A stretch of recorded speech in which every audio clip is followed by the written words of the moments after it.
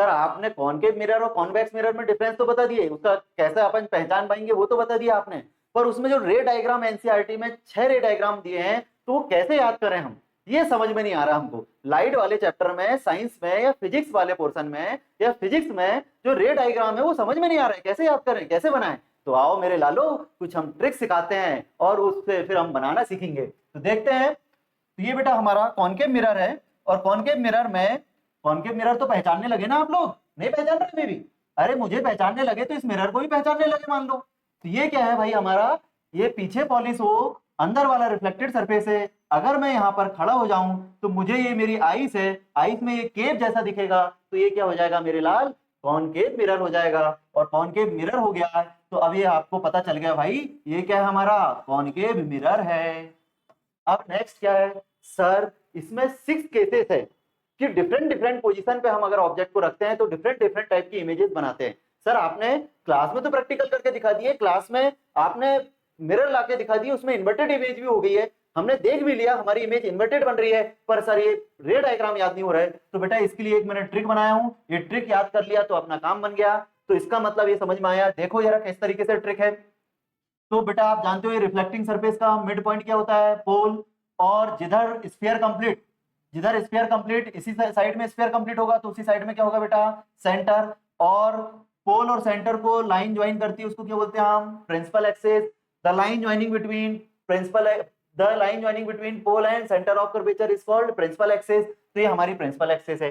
तो बेटा अपने को ये ट्रिक याद रखना, ये ट्रिक है, ये क्लियर है, मैंने बनाया हूं, ये ट्रिक है। ट्रिक से अपन इसके 6 डायग्राम एक साथ याद रख सकते हैं। कैसे याद रख सकते हैं तो देखो जरा। तो सबसे पहले हम क्या करेंगे, हमारा ऑब्जेक्ट कहां पर रहता है बेटा, इंफिनिटी पे। जैसे आपने देखे ना अपना जो भी लॉन्ग डिस्टेंस पे उसको क्या बोलते हैं हम, इंफिनिटी पे। तो इंफिनिटी पे जैसे हमारा मून है, सन है, बहुत सारे स्टार्स है, प्लैनेट्स है। तो जब भी ऑब्जेक्ट अपना इंफिनिटी पे रहता है, भाई प्लेन भी जाता है थोड़ा लॉन्ग डिस्टेंस पे तो कैसा दिखता है, छुट्टू सा दिखता है। बस ऐसे ही जब भी लॉन्ग डिस्टेंस पे अगर हमारा ऑब्जेक्ट रहेगा तो वो कहां बनता है, हमेशा फोकस पे। सर फोकस क्या होता है, पोल और सेंटर का मिड पॉइंट को हम क्या बोलते हैं बेटा, फोकस। तो अगर हमारा ऑब्जेक्ट 1 नंबर, ऑब्जेक्ट की पोजीशन कहां पर है, इंफिनिटी पे, तो इमेज कहां पर बनेगी बेटा, फोकस पे। और इमेज को हम क्या डैश से डिनोट कर रहे हैं, तो इमेज 1 डैश पे कहां पर बनी बेटा, फोकस पे बन गई। तो सर ऑब्जेक्ट इंफिनिटी पे रहेगा तो इमेज कहां बनेगी, हमेशा फोकस, चाहे वो किसी भी टाइप का लेंस हो, किसी भी टाइप का मिरर हो। हमको ये याद हो जाना चाहिए कि अगर ऑब्जेक्ट इंफिनिटी पे है तो इमेज कहां बनेगी, फोकस पे। नेक्स्ट आते हैं हम, अगर हमारा ऑब्जेक्ट सर सी के बियॉन्ड है, सी के पीछे है तो कहां बनेगा। अगर बेटा ऑब्जेक्ट सी के पीछे है तो इमेज कहां बनेगी, सी के आगे। ये याद कर लेना अपने को, ऑब्जेक्ट अगर सी के पीछे तो इमेज कहां बनेगी, सी के आगे।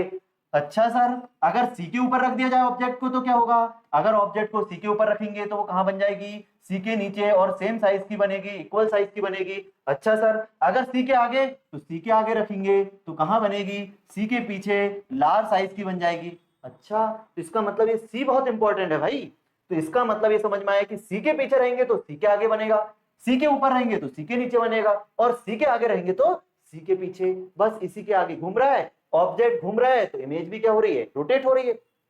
नेक्स्ट सर फोकस पे आके बैठ जाए तो क्या होगा, फोकस पे आएंगे तो कहां पर बन जाएगी, इंफिनिटी पे। इसका मतलब ये समझ में आया कि इंफिनिटी पे ऑब्जेक्ट तो इमेज फोकस पे, फोकस पे ऑब्जेक्ट तो इमेज इंफिनिटी पे। और लास्ट, अगर सर हम फोकस के आगे जाएंगे, अगर बेटा तेरा फोकस, तेरा ध्यान फोकस से हटा तो कहां गिरेगा, गड्ढे में, और गड्ढा ये सामने है तो ये गड्ढे में गिरेगा। और कैसी इमेज बनेगी तेरी, इरेक्ट बनेगी और लार्ज साइज की बनेगी। तो ये हमारी इरेक्ट और लार्ज साइज की बन रही है कहां, बिहाइंड द मिरर। तो आए समझ में, एक बार फिर से देख ले। तो क्या है भाई कि सर ये हमको याद करने का क्या तरीका है, तो याद करने का सिंपल सा लॉजिक है, अपने को कुछ नहीं करना है, सिंपल क्या करना है, कॉनकेव मिरर में 6 केसेस होते हैं और सेम केसेस कॉन्वेक्स लेंस में होते हैं बेटा। जो कॉनकेव मिरर में होते हैं वही 6 केसेस कहां पर है, कॉन्वेक्स लेंस में। तो सबसे पहले क्या करना है, इंफिनिटी पे रहेगा तो कहां बनेगा, फोकस पे। सी के पीछे रहेंगे तो सी के आगे, सी के आगे रहेंगे तो सी पे पीछे, सी के ऊपर रहेंगे तो सी के नीचे बनेंगे, फोकस पे रहेंगे तो इंफिनिटी पे, फोकस हटे तो गड्ढे में गिर जाएंगे, लार्ज साइज का इरेक्ट बन जाएगा। और ये सब नीचे दिख रहे हैं, अरे उल्टा हेड दिख रहा है इसका, हेड कैसा है, इन्वर्टेड है। तो ये जो ऑल इमेज है वो कैसी बन गई बेटा, इन्वर्टेड इमेज हो गई। और इन्वर्टेड इमेज ऑलवेज कैसी होती है बेटा, रियल होती है। तो इन्वर्टेड याद रखना है, रियल याद रखना है कि इन्वर्टेड ऑलवेज क्या होती है, रियल। और ये बेटा इसका हेड कहां दिख रहा है, ऊपर दिख रहा है। जब ये 6 केस का 6 हेड ऊपर दिख रहा है, हेड ऊपर दिखना मतलब इरेक्ट इमेज, और इरेक्ट इमेज हमेशा ऑलवेज कैसी बनती है, तो इरेक्ट ऑलवेज क्या होती है बेटा, वर्चुअल होती है। आया समझ में अपने को? तो इस तरीके से अपने को ये याद हो जाना चाहिए। चलिए सर ये तो ट्रिक बता दिया आपने, पर रे डायग्राम कैसे बनेगा तो देखते हैं। तो अपने को कितने 4 रूल्स याद रखना है। 4 रूल्स आपने पढ़ा होगा, the rules for image formation. First rule क्या होता है बेटा, ये जो रूल्स बनाए वो भी सब कहां से आए हैं, तो ये सब रूल्स किसके थ्रू आए हैं, रिफ्लेक्शन के थ्रू आए हैं। तो रिफ्लेक्शन के थ्रू किस तरीके से रूल्स होते हैं, अगर हमारा लाइट पैरेलली इंसिडेंट होगा, अगर प्रिंसिपल एक्सिस के पैरेलली जाएगा तो कहां से पास होता है, फोकस से। तो ये फर्स्ट रूल हो गया कि जब भी प्रिंसिपल एक्सिस के पैरेलली इंसिडेंट होगा तो कहां से पास होगा, फोकस से। जस्ट इसका अपोजिट सेकंड रूल है बेटा, क्या होता है सेकंड रूल, तो अगर आप सर एक काम करते हैं, जो लाइट अपन पास कर रहे हैं वो प्रिंसिपल एक्सिस के पैरेलल ना होके अगर फोकस पे लाइट अगर कर दिया जाए, तो अगर बेटा जस्ट इसका अपोजिट हो जाएगा। अगर तुमने टॉर्च इस तरीके से रखे तो वो प्रिंसिपल एक्सिस के पैरेलल जा रही, तो कहां से जाएगा लाइट, फोकस से। अगर सर टॉर्च हमने यहां पर रख दिए तो वो कहां से जाएगा लाइट मेरे भाई, फोकस से जाएगा। तो फोकस से लाइट जाएगा तो वो कैसे हो जाएगा, प्रिंसिपल एक्सिस के पैरेलल। इसका मतलब आया कि पैरेलल जाएगा तो कहां से पास होगा, फोकस से, और फोकस से आएगा तो कैसे जाएगा, पैरेलल। जस्ट एक दूसरे के क्या हो गए बेटा, अपोजिट हो गए। थर्ड रूल हम देख लेते हैं। थर्ड रूल क्या है बेटा, सर अब मेरे पास तो टॉर्च है, तो मैं अभी फोकस मतलब एफ से भी पास करा सकता था लाइट, सी से भी तो करा सकता हूं। ठीक है भाई, अगर तुमने सी से लाइट पास कराया तो क्या होगा, जब भी हम सी से लाइट पास कराते तो हमने देखा कि सी से अगर इंसिडेंट हो रहा है तो सी से क्या हो जाएगा, वो रिटर्न आ जाएगा। जैसे सी के ऊपर था ऑब्जेक्ट, सी के नीचे बन रहा था, ऐसे ही सी से लाइट जाएगा तो सी से क्या हो जाएगा, हमारा रिटर्न हो गया। ये थर्ड रूल हो गया। लास्ट रूल, सर ये पी भी तो बचा है, तो कोई बात नहीं, पी के केस भी देख लेते हैं हम। तो पी के लिए क्या होगा मेरे भाई, अगर हम लाइट पी के ऊपर फोकस करते हैं तो क्या होगा, जब भी हम अगर लाइट पी पर फोकस करेंगे तो हमारा लाइट क्या होगा, जितने एंगल से इंसिडेंट होगा सेम एंगल से क्या हो जाएगा, रिफ्लेक्ट। तो ये हमारा इंसिडेंट रे हो गया, तो ये जितना एंगल यहाँ पर बनाएगा सेम एंगल से क्या हो जाएगा, रिफ्लेक्ट हो गया। ये 4 रूल्स है। इस 4 रूल्स में से कोई भी 2 रूल से अप्लाई करो और पूरे 6 डायग्राम को अपन रे डायग्राम को ड्रॉ कर सकते हैं। चलो देखते हैं हम। तो ज्यादातर देखो उसमें किसी भी टाइप के रूल्स यूज कर सकते हैं। उसमें बकायदा एनसीईआरटी बुक में ये 6 रे डायग्राम के नीचे आपको लिखा है कि कोई भी 2 रे डायग्राम को अपने को यूज करना है और पूरे किस रे डायग्राम अपन ड्रॉ कर सकते हैं। तो मैं ज्यादातर आपको बोलूंगा स्टार्टिंग में आप क्या करो, ये पैरेलल वाला रूल और ये कौन सा वाला, पोल वाला रूल याद रखो और इन दोनों का यूज करो और काम बन जाएगा। तो इसका मतलब अगर आपने ये ट्रिक याद कर लिए तो ये लगा डाला तो लाइट जिंगा लाला, ये समझो। देखो अपन देखते हैं कि क्या होना है भाई। तो नेक्स्ट देखते हैं, अगर सर हमारा ऑब्जेक्ट कहां पर है, अगर हमारा ऑब्जेक्ट सी के पीछे है तो सर इसका रे डायग्राम ड्रॉ कर दीजिए आप। तो कुछ नहीं बेटा, अपने ने ट्रिक से तो पता कर लिए हैं। ट्रिक से क्या हो गया कि अगर ऑब्जेक्ट सी के पीछे है तो इमेज कहां बनेगी मेरे लाल, सी के आगे बनेगी। तो इसका मतलब कुछ नहीं है, जो ऑब्जेक्ट है इससे इसकी आइस होती है और आइस से क्या जाता है, लाइट जाता है। तो आप कुछ मत करो, 2 रूल्स को यूज कर लो। फर्स्ट वाला क्या बेटा, प्रिंसिपल एक्सिस के पैरेलल जाएगा तो कहां से पास होगा, अभी जस्ट पढ़े हमने जो रूल्स, तो फोकस से पास होगा। सेकंड रूल कौन सा वाला लगाओ, पोल वाला।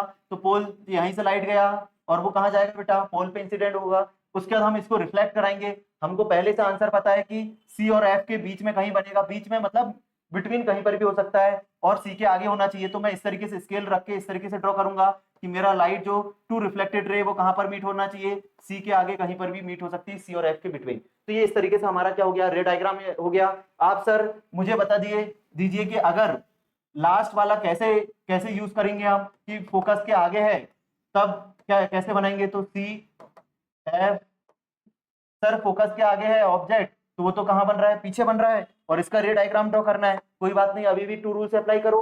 प्रिंसिपल एक्सिस के पैरेलल जाएंगे तो कहां से पास होंगे, फोकस से। सेकंड रूल, पोल पे जाएगा। तो अब अपने को क्या करना है, अपने को मालूम है फोकस से हटे तो गड्ढे में गिरेंगे, पीछे अपना रे डायग्राम बनेगा।